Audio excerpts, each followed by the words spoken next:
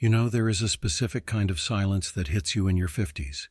It isn't the peace of a quiet house after the kids have moved out, and it isn't the calm of a Sunday morning. It's a heavier silence. It's the sound of a playbook that has suddenly stopped working. For the entire first half of our lives, you and I knew exactly what to do. The instructions for the first act were incredibly clear. Go to school, get the job, work harder than the person next to you, climb the ladder, accumulate the title, the salary, the square footage. We spent decades executing this plan with military precision. We became experts at the game of more. But then, you wake up one day, maybe it's a Tuesday, maybe it's your 55th birthday, and you realize something terrifying. The game has changed, but nobody gave you the new rules. I remember the exact moment this hit me. I was sitting in an office that I had spent 20 years trying to get into. I had the view, I had the team, I had the budget. On paper, I was the picture of success. But I looked out that window and felt absolutely nothing. It wasn't burnout. It was something worse. It was the realization that I had spent decades climbing a ladder, only to find out it was leaning against the wrong wall. That is the crisis of the modern midlife. It isn't that we failed, it's that we succeeded at things that no longer matter to our souls. Here is the hard truth: the skills that got you here, the hustle, the compliance, the speed, are the very things preventing you from enjoying what comes next. Survival used to depend on accumulation, now, it depends on subtraction. We often talk about reinvention as if it's about adding things.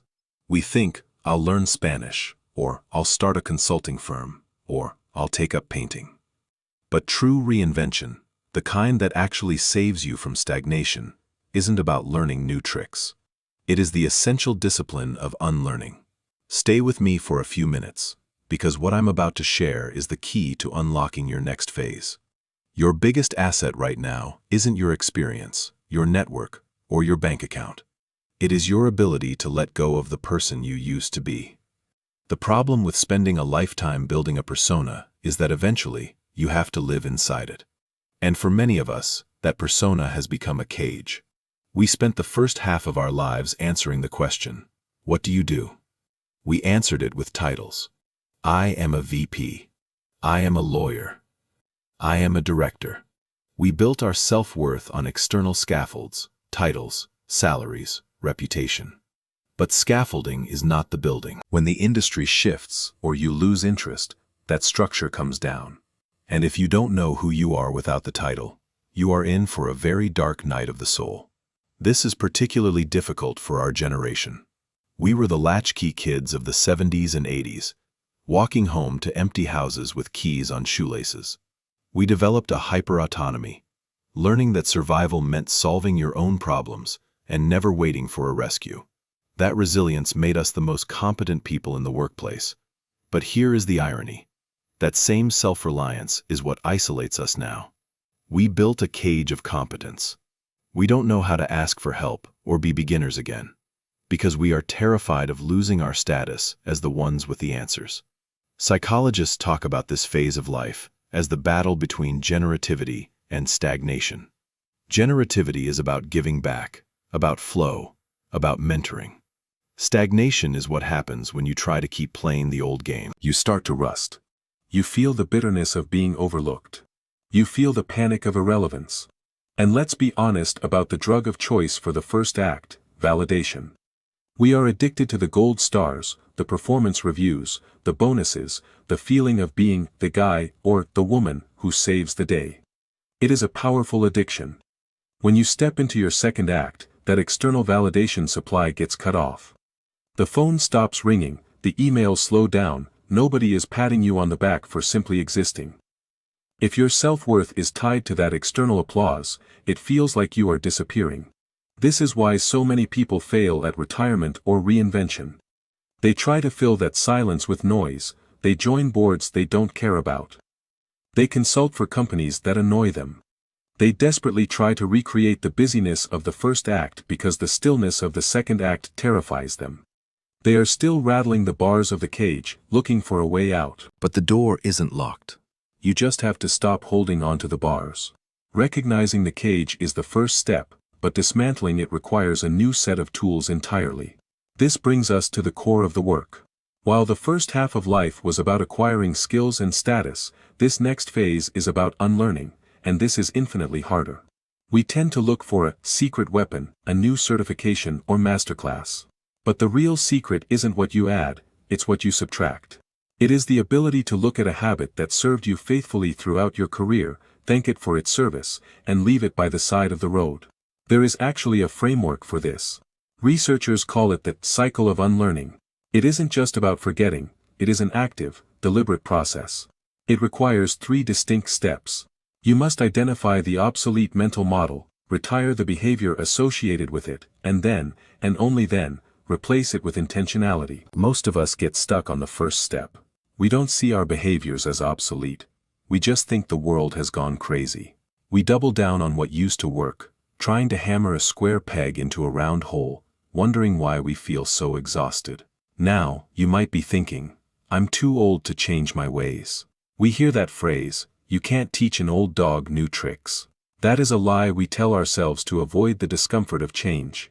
The science of neuroplasticity tells us a very different story. Your brain is perfectly capable of rewiring itself until the day you die. The problem isn't that you can't learn new tricks, the problem is that your brain resists subtracting the old ones. Your neural pathways are like deep riverbeds carved by decades of repetition. The water wants to flow where it has always flowed. Redirecting that river requires effort. It requires you to stand guard at the gates of your own mind and say, no, we don't do that anymore. So, what exactly do we need to unlearn? I have found there are 3 specific first-act habits that are the hardest to break. First, you have to unlearn the need to be the smartest person in the room. For years, your value came from having the answers. You were the expert. You fixed the problems. But in this next chapter, your value comes from asking the right questions. It comes from wisdom, not raw data. If you walk into a room trying to prove how smart you are just competing. If you walk in curious, you are connecting. Second, you must unlearn the addiction to busy as a proxy for worthy. I speak from experience here because I struggled with this immensely. We wear exhaustion like a badge of honor, terrified that if we aren't swamped, we don't matter. When I first stepped back from the corporate grind, the hardest thing wasn't the lack of money, it was the lack of urgency. I remember waking up on a Tuesday with no deadlines, no crisis to manage, and no one waiting for my decision. I was haunted by the fear of irrelevance, checking emails on vacation, looking for fires to put out, just to prove the machine still needed me. I didn't feel free. I felt panic. My body was vibrating with cortisol, looking for a fire to put out. I sat at my kitchen table waiting for the adrenaline hit that never came. I had to physically train myself to sit in the silence without judging it and unlearn the reflex that stillness equals laziness. Once you clear the weeds of these old habits, the need to be right, the need to be busy, you finally have the space to plant something new. So once the noise stops and the weeds are cleared, what do we plant in that empty space? This brings us to the fundamental shift, prioritizing being before doing. We used to get this equation backward, believing that if we did enough, worked enough hours, closed enough deals, we would eventually be happy. We treated internal peace as a reward for external exhaustion. Now we have to flip it. You must define who you want to be, your values, your temperament, your pace, and then only do the things that align with that truth.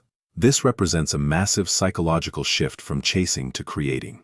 For decades, you were likely a reactive problem solver, chasing goals set by others, putting out fires you didn't start. Now, you become a proactive life designer. You aren't trying to win a game someone else designed. You are building a game you actually want to play. Think of it as a shift in your role within the story. In your 30s and 40s, you were the hero, slaying the dragon, saving the village, and seeking the glory. But the hero's journey eventually ends. If you try to stay the hero forever, you just become the old warrior telling boring war stories at the bar.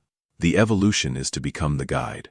You stop trying to slay the dragon and start helping the next generation navigate the path, finding satisfaction in wisdom shared rather than the spotlight. It is a quieter role, yes, but infinitely more powerful.